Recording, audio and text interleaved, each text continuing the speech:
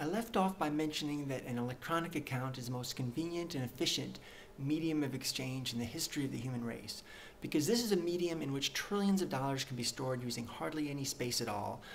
Division is painless, storage and tarnishing are of no concern, and transportation, even if it's thousands of miles, is instantaneous and practically effortless.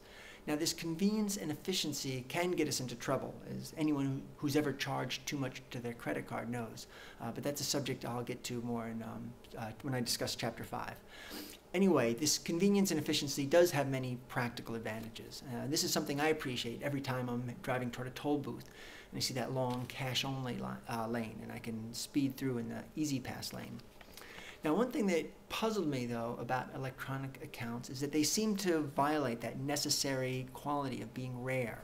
I mean, in a way, electronic numbers, they just seem even more plentiful than sticks and rocks.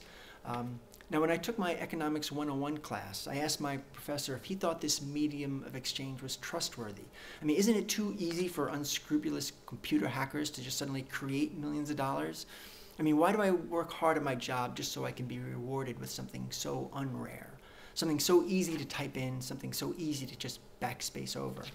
Now, my professor's reply was that electronic numbers are certainly not unlimited. The system is under tight control from the Federal Reserve System, and he acknowledged that electronic accounts do raise new types of security issues. But that counterfeiting, well, that's an ancient art. No form of money has ever been completely foolproof. And that his position was that the controls over electronic money are actually superior to the controls over coins and paper bills.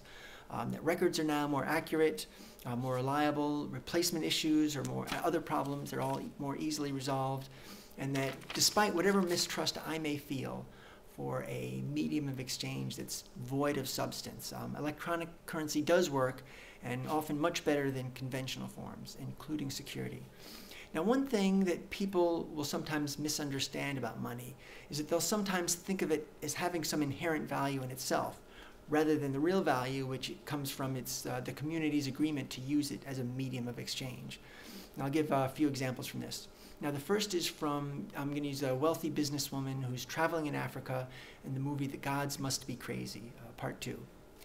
She wants a certain favor from a bushman, so she reaches in her purse and pulls out hundreds, or maybe it was thousands of US dollars. And she's saying something to the effect of, "Look, I'll pay you." And she's just baffled by his complete lack of interest in her money. Second example is from the novel Robinson Crusoe. When he's shipwrecked on his island, he finds another wrecked ship there. And on that ship, he finds a treasure of gold.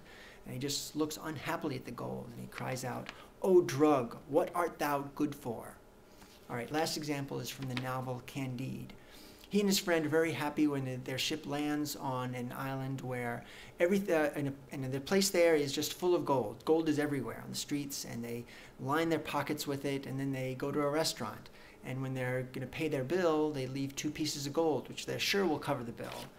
And the restaurant owners just look at the gold, and they burst out laughing. And then one of the owners says, "Gentlemen, it's easy to see you're not from our country, and we're not used to foreigners. Excuse us for laughing when you offered to pay us with 2 stones from our road." Now, when you look at the way Robinson Crusoe and Candide and the rich businesswoman in The Gods Must Be Crazy, when you look at the way they're all dismayed at their uselessness of their money, this could be interpreted as a commentary on society's foolishness, our obsession with something as trite as paper bills and yellow rocks. But to me, the only foolishness of these characters is their beliefs that the value of their money is somehow within itself, rather than the value coming from their home community's agreement to use that as a medium of exchange for trading. Now, one of the reasons people end up making this mistake is that compared to bartering, working for money and then trading through money is indirect. And that indirectness of it makes it all a bit abstract, or what we might call alienating. Now, if you're a carpenter who makes a table and then you barter that table for a farmer's sack of potatoes and onions, now that's all very tangible.